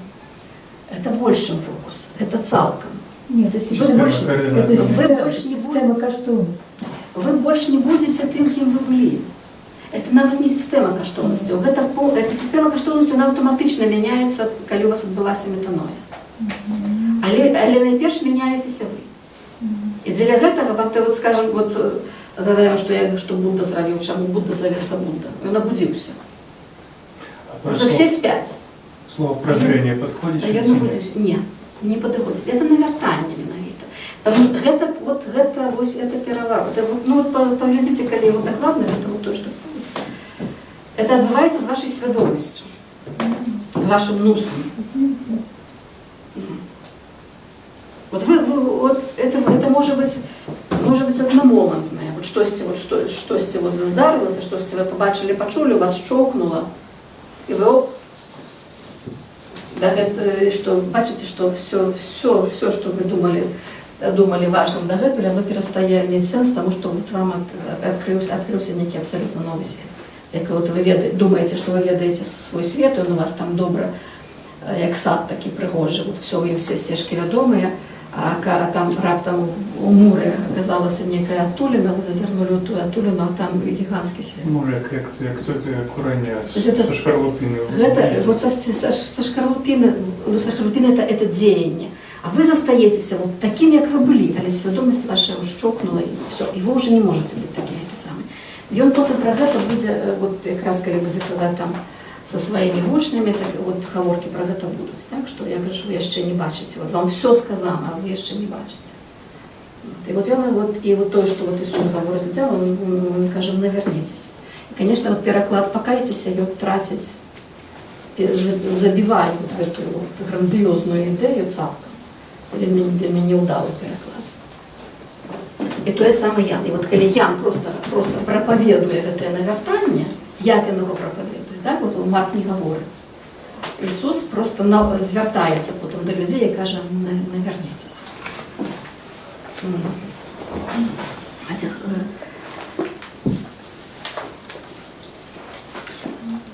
Ян Хрысціцель гістарычны персонаж. ведаеце пра гэта, так? Што значыць гістарычны персонаж? Это значыць, ён вядомы з нейкіх экстравіблістычных крыніц. То есть гэта не проста біблійны персонаж, а персонаж, які ў нейкіх іншых гістарычных тэкстах ужываецца. Ён вядомы з усімі улюбёнага Ёсіпуса, кого завуць Юсіфам Флавіем чамусьці. Ён якраз у гэтых сваіх ебрайскіх старажытнасцях гаворыць, што людзі верылі, што параза войска Герада была за тое, што ён забіў Яна, які быў вельмі добрым чалавекам. І вот ён гаворыць такую рэч, паглядзіце, Марк кажа, што ён прапаведуе метаною дзеля даравання грахоў. А Ёсіпус гаворыць па-іншаму, што Ян гэты, маўляў, загадаў ебраям практыкаваць цноту, як справядлівасць да іншых, так і пабожнасць да Бога. І так прыйсці да хросту. Бо омывание, значит, вот, хрост, это вот, знову-таки, что такое христич, вот мы так само проскочили это слово, это значит просто вот окунатель, погружальник. То есть, знову-таки, вот нашего значения тут нема. Хросту, да? И оно мае такое вот экстраполяванное значение инициации, але гэта означае менавіта вось той, хто окунае ў воду. Купає воду. Янка купала таки. У нас купала, у нас купала, значит, вогонь, конечно, але вот таким шараговой свідомості купала той, хто купає. Ну, так і собі вот Янка купала. Той, хто купає. Утопливает, человек не згубив притомність, но цей вже народився на ново. Так, ён купає. Потому что, коли хочется сказать купаться, это будет то самое слово. Погружаться, окунаться, купаться, то самое слово. Вот, так, значит, что, а и так прийти до хросту, ну вот до этого мається на увазі. Бо омывание будет принято им. И коли они так робили, не дзеля отпущения грехов, глядите, не дзеля отпущения грехов, але дзеля очищения тела, маючи на увазі, что душа была цалком очищенная ранее про справедливость. Значит, вот то, что, ну, один говорит так, другий говорит так, что разом мы бачим, что Ян Хреститель эту праведность проповедовал и сапраўды окунал людей. Да? И вот далее, бачите, выходили до яго вся краіна юдейская и иерусалимляне. Значит, это поўдзень географичный. Как раз там это там вокруг этих ремус там вельми много самых разных. Хрестились у яго все у рацы Ярданя, споведаючись у грехах своих. Все тут зрозуміло. Вопратка з верблюжого волосу сустракається у Септуагінці, у Іллі навпрост. Це знову отсилка до Іллі. Ще один Ілля. Вот это. И скураный пояс, вот эта волосатая вопратка с верблюжего волосу. Поглядите, коли ласка, у пророка Захара 13:4. Видите. И будет в тот день взяться такие прорицатели, так. Каждое видение своего, когда будут прорицатели, будут надевать на себя синицы, чтобы обманывать. Ага. Значит, бачите, что они подманывали? Это его фальшивые пророки, которые прикидываются пророками. А прикидываючися пророками, они пронают на себе вот этот волосяный плащ з верблюжого волосу. То есть это просто такая принятая традиційна ознака пророка. Як ти пророк, то ти ходиш у цьому волосяному плащі. Коли ти їм ходиш, значить ти пророк. І от, значить, коли не соромляться, то вони готують і вопратку свою здымуть, потому что они не сапраўдныя пророки, и не имеют на это права. И у еврейской Библии и Самсон, и Илья, и Исау носили эту вопратку. Там еще много інших отсылок, но я думаю, что лишь мы их пропустим.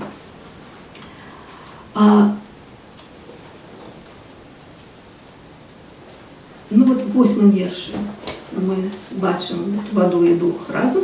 Коли каже, я хрестив вас водою, а він буде хрестити вас Духом Святим. Мы маем это снова Исаия. Давайте снова Исаию глянем, 61.1. Трошку далее. Исаия. Исаия 61.1. Вот мы Исаию 40 читали, теперь мы первый конец, самый конец Исаии. Вот это 61.1. 61.1. Ага. Дух Господа Бога на мне, бо Господь помазал меня звестовать убогим, послал меня от царя изломанных сердцем, проповедовать полонным вызволение и вязнем кричу темницу. Дух и голос разом. А далее еще прочитайте. Значит, кричу темницы, Ага. проповедовать вот Господний Год сприяльный и день помсты Бога нашего. Это год ласки Всех Господней. ведуем. Вот мы у Малахии прочитали про день Господний, так? А у Исаии мы бачимо год ласки Господней, год ласки Яхве. У Марка видение відбувається цього года. Так само така, як це некая сюди отсылка йде.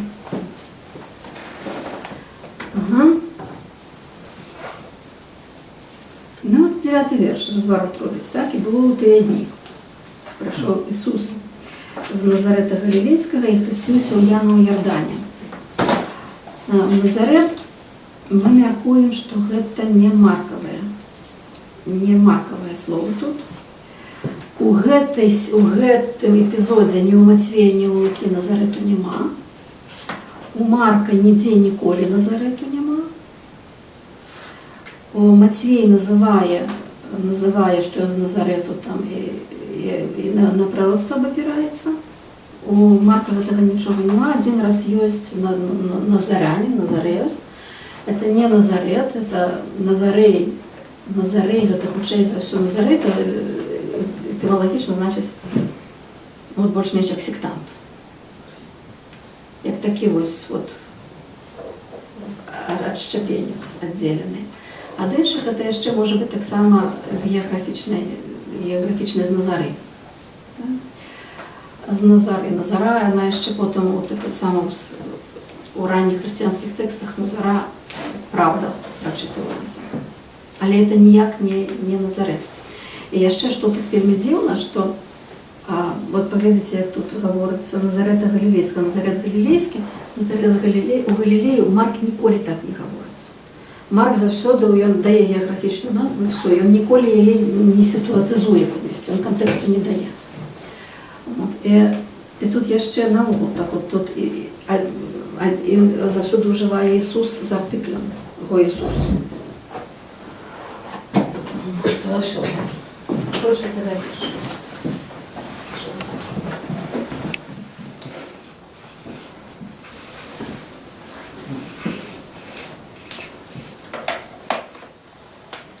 Го Ісус. А тут просто Ісус. По-грецку, по-єврейську неможливо до імені артикль доставити, тому що артикль завсюди вбудований в ім'я. А по-грецку можна. По-грецку ім'я може вживатися з артиклем і без артикля. У Марка з артиклем. Вот это там артикль один. І тут в этом вірші нема артиклю, і в этом, бачите, такі.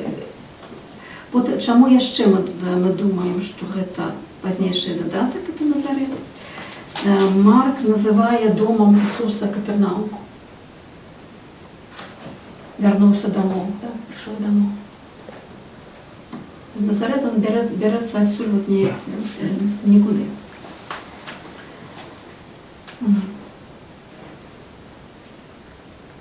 І от, глядите, тут приложа, коли виходив з води, убачив одразу, от, поглядите, у ваших перекладах це немає ще от такого, що у сьомах. І сьомах, безумовно, повторяє за синодальним перекладом і повторяє помилку. І тут і убачив, і в курсивом написано Ян. І у вас такое. У кого нема этого, у кого просто убачив. Яна нема у тексті. Ян нічого не бачив. Бачив той, хто виходив з води. І це вельми важливо так само. Це перше об'явлення, перше обіщення відбувається Ісусу. Це бачить Ісус. Він сам побачив. Це Його бачить. Його бачить. больше никто не бачил. А останнє тут якби поза історією. Убачив одразу, як, що убачив, як відчинилося небо і духа, як голуба, який що робив. От знову я неправильно переклад. Сходящего на него. Заходящего на его, а еще есть? Заходит. Вот оно, да, это у Марка и Матвея он заходит на его.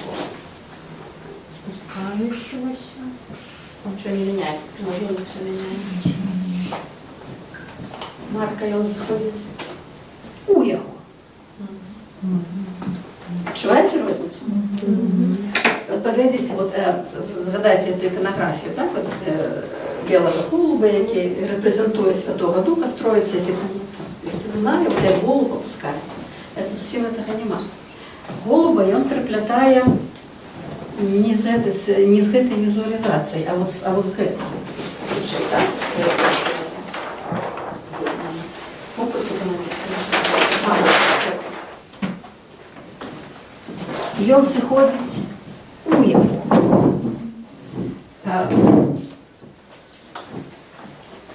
Дух пневма, так? Мы уже указали. Перистера.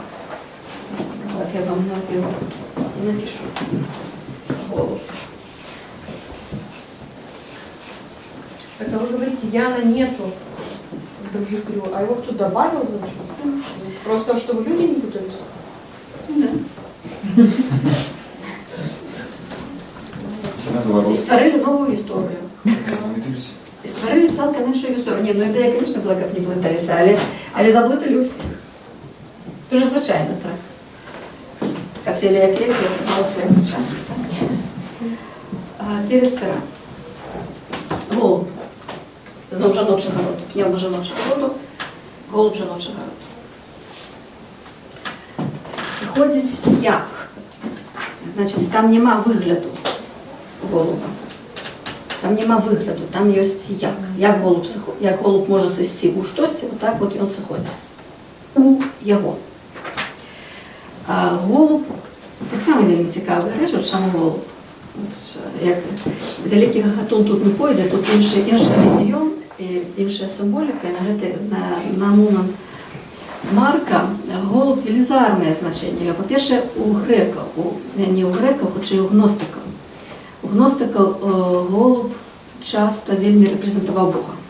Просто. Вот боская птушка. Вот там, бачите, там це гусь ібіс, там зовсім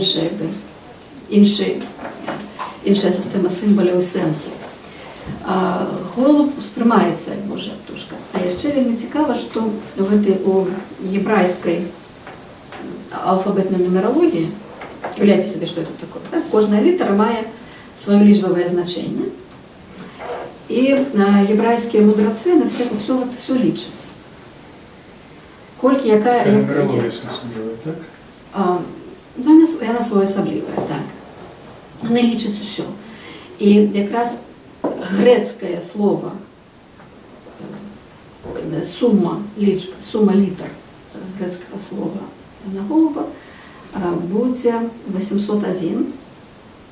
Это значит 1 альфа и 800 омега. І голуб сприймався так само вот такая повня. Потому что это марку я не веду, эти есть. Это ли отсылка, безумовно, у його есть. А поглядите, згадайте, коли ласкаться. Де ви ще зустракали? Зустракали ви ще голуба Марка?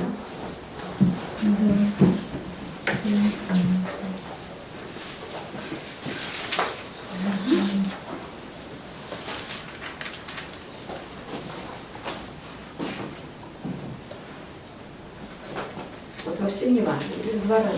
Тут дух заходить, як голуб у його. Потім одна з ягоних славутих єрусалимських історій, яка так само по-іншому прокручується в інших текстах. В храме. Что он делает в храме? Ну, столы раскидывает. Перекидывая столы. Те, кто торгует голубями.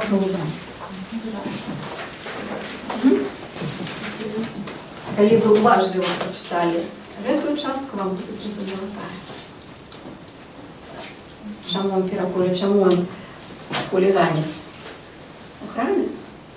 Потому что он абсолютно хулиганец, мы до еще дойдем, потому что там гандляры сидят абсолютно на своих местах, там, где на повинны сидят. Мы будем про это с вами говорить, як храм организующий. Вот, да. Скамьи, продающие голубей. Ось. Чому? А чому вони його зазнавали? Потому что и ресторан, Божественная птица. это не боская птушка, это дух, это воск, это воскость. З гэтага кавалку вам зразумела, что такое ресторан. Вот з гэтага кавалку вы уже бачите, что такое дух, як голуб заходить у його. Значит, чим вони гандлюють? Що вони гандлюють з птушками, это їм абсолютно не виходить. Духа продаються. Святое, святым гандлем.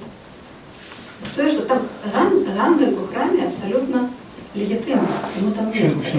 Это не сакральной части храма, а в дворе храма отбывается гандель. Мы про это будем еще с вами говорить, зараз просто не будем много на это вести. Для чого я вам зараз скажу, будете читати, звертайте увагу на це речі. Ви голуба бачили там, ви голуба побачили знову, і повинні подумати, ага, у нас уже голуб був. А коли дойдемо до того епізоду, поглядіться, як його розказують інші евангелісти. І от так само ще на конту, поглядіться, це пневма, це на перший раз уживається. Це буде увогуле улюблене слово, там безхонце будуть ті нечисті духи, так? Але тут от пневма виходить у його, і там ідея слов буде, це от так само вот це початок і кінець, як пневма.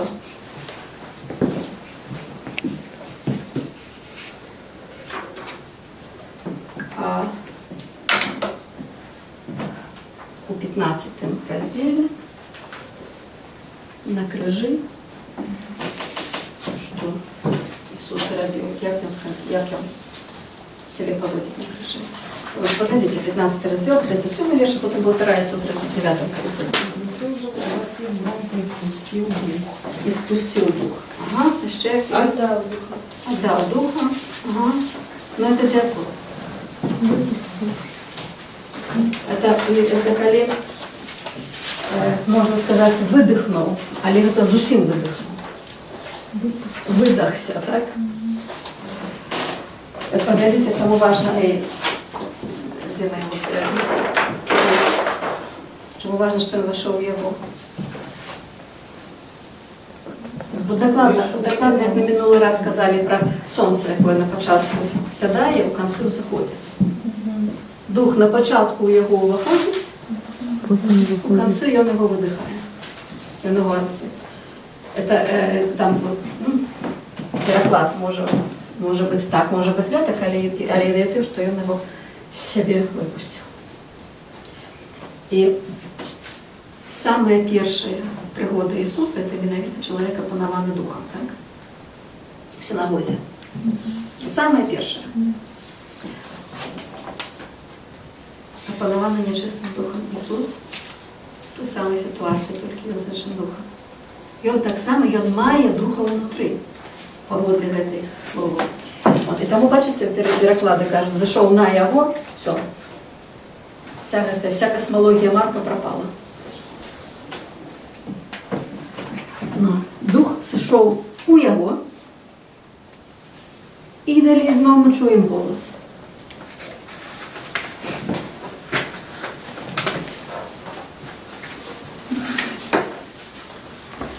А голос чуємо син мой улюблений, якого я уподобав. Давайте ми цей голос проверимо. З псальми давайте почнемо. Псальм 2.7, він буде во всіх однаково. Возвещу волю Господа. Он сказал мне, ты сын мой, сегодня я родился. Ага. От ми бачимо це синовність, і це сам псальм, так само псальм інтронізаційний. Це що значить псальм інтронізаційний? Це текст, у яким Бог сідає на трон. Укороновується. Як ви сказали? Интронизация. Ну, сюда не на трон.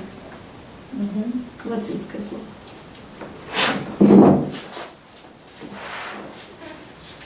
эмацыйны таксама можна казаць псалм. Ісая 42:1.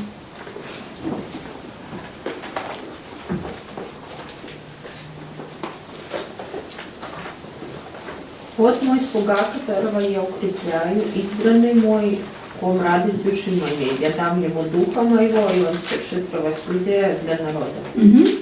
Бачили знову дух.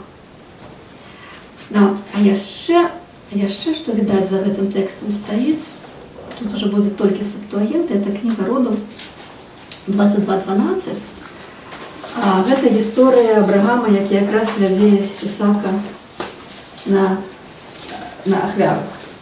І от той момент, калі яго спыняе голас, які йому забараняє забівати Ісаака, крышечку адрозніваецца у Септуагінце і ў гебрайскай Бібліі. У гебрайскай Бібліі ён гаворыць такім чынам, там аднолькава, не кладзі рукі твае на хлопца, бо я ведаю, што ты баішся Бога. Прычым там у гебрайскай Бібліі Элогіма, не Ягве. І дзеля мяне не пашкадаваў сына майго улюбёнага. У гебрайскай Бібліі сына адзінага, сына свайго адзінага. Так, от, бачите розніцу? От куди Марк вядзе. У гебрайскай Бібліі ты дзеля мяне не пашкадаваў сына свайго адзінага. У Септуагінце ты не пашкадаваў сына майго улюбёнага. І вот гэта зноў гэта улюбёнае сыноўства. Гэта, відаць, гэта тры тэксты за Марком стаяць.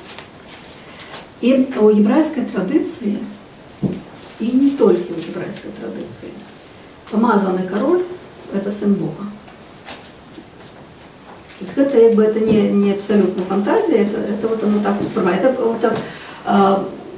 практычна ва ўсіх старажытна-блізкаўсходніх культурах кароль абагаўляецца.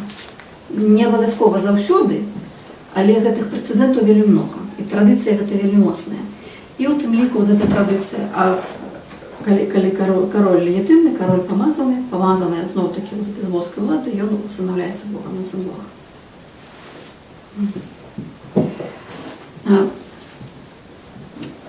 Вот паглядзіце, калі ласка, вот вельмі важны таксама яшчэ адсюль яшчэ два кавалкі.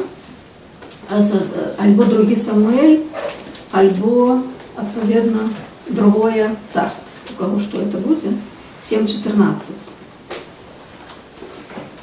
Такие вот. Я буду ему отцом, он будет мне сыном. Так. Когда он согрешит, я... Нет, все достатково. Это эта фраза. Только что я буду, альбо я буду тебе отцом, а ты будешь мне сыном, или я мой отцом, ты будешь мне сыном. Вот снова это боска чалавечае бацькоўства сыноўства. І вот там, дзе неба і голас разам, вот паглядзіце Езекіэл 1:1, пачатак, вот так само у Марка важны. Самы пачатак Езекіэла. Это апошні з вялікіх прарокаў.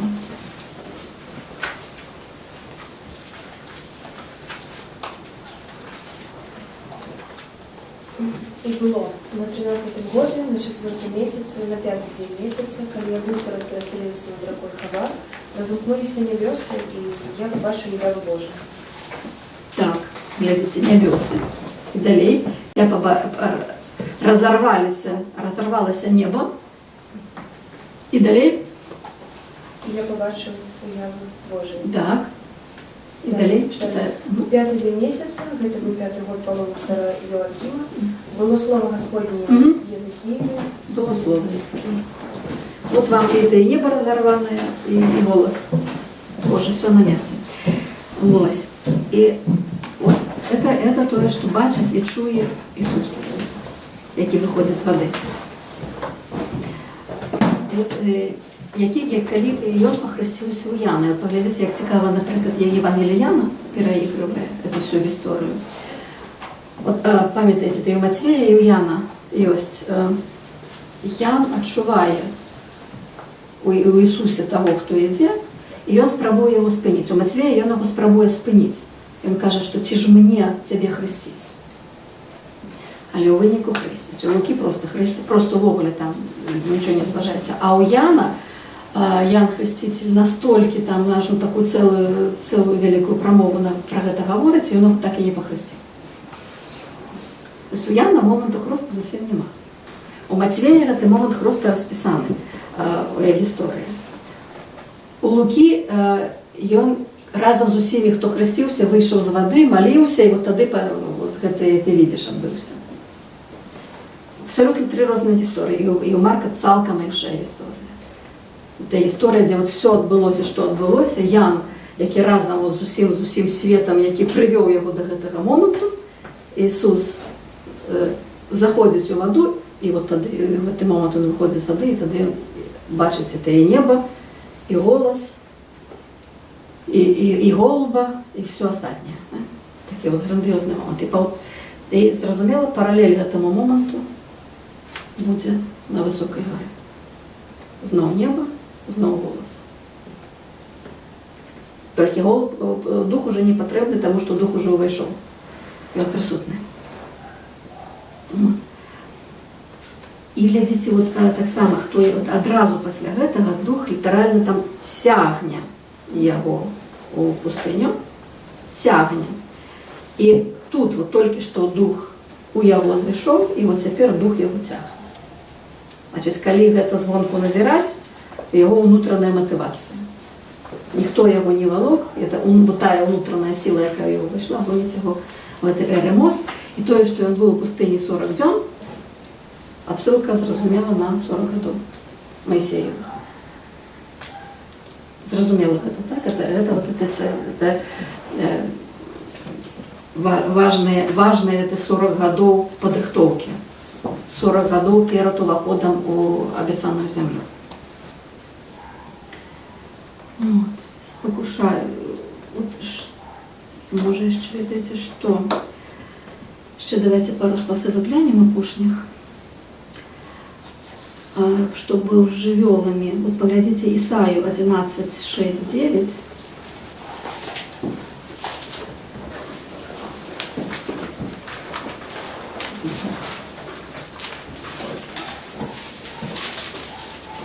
Там такі вялікі прыгожы кавалак. Когда волк будет жить, Так.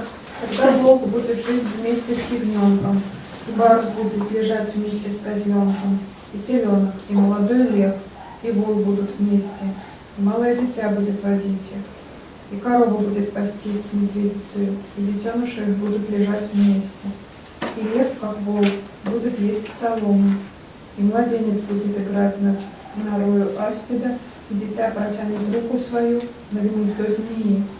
Не будут делать зла и вреда на всей святой горе моей, ибо земля будет наполнена видением Господа, как воды наполняют море.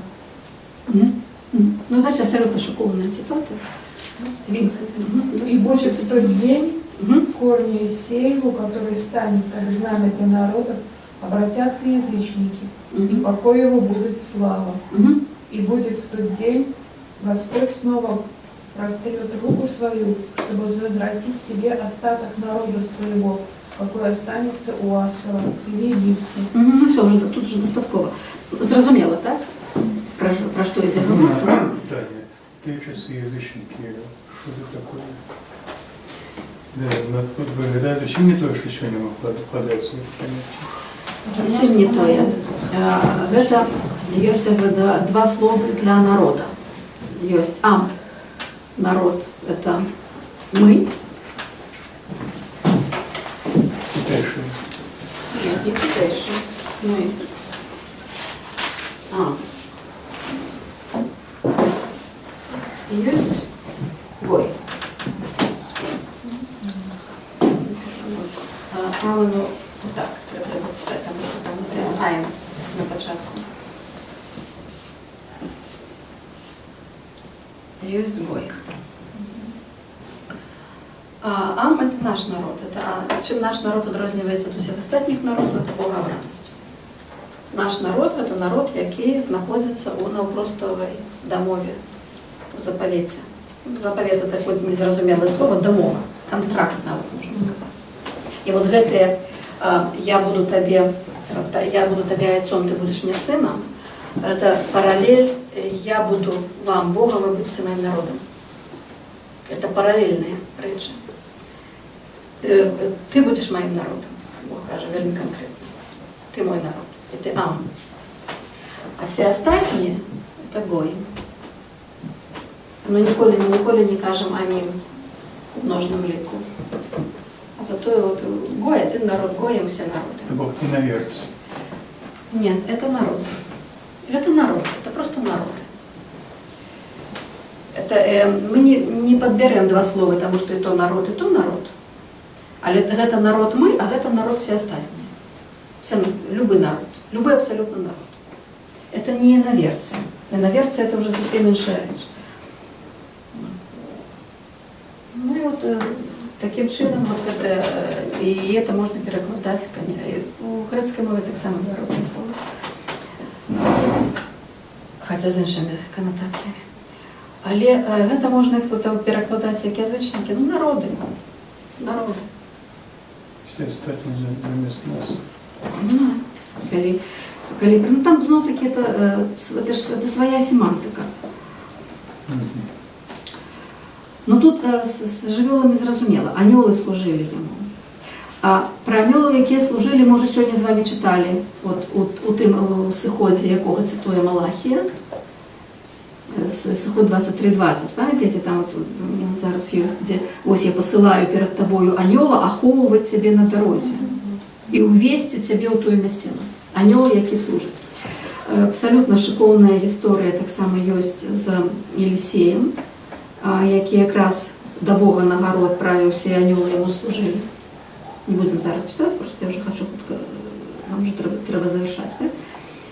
Так? Є ось ця історія служення аньолів, які Марк бере за узор.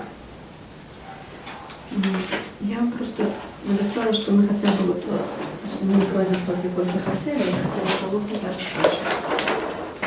Это структура. Давайте мы спочатку глянем по структуре. Глядите параллели верши 5 и верш 9.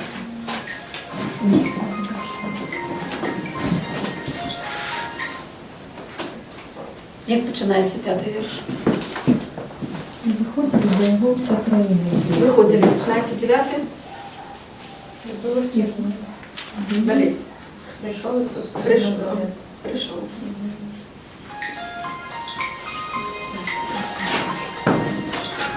Далі. 5-й.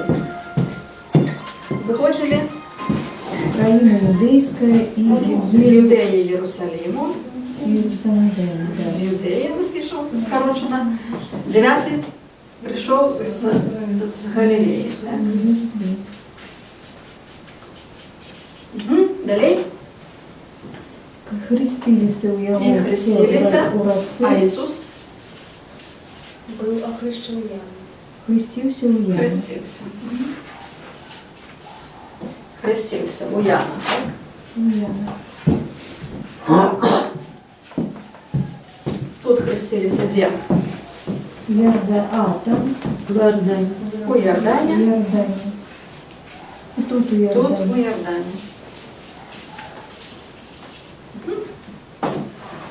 Хрестилися їм. Так? Хрестився у Яна.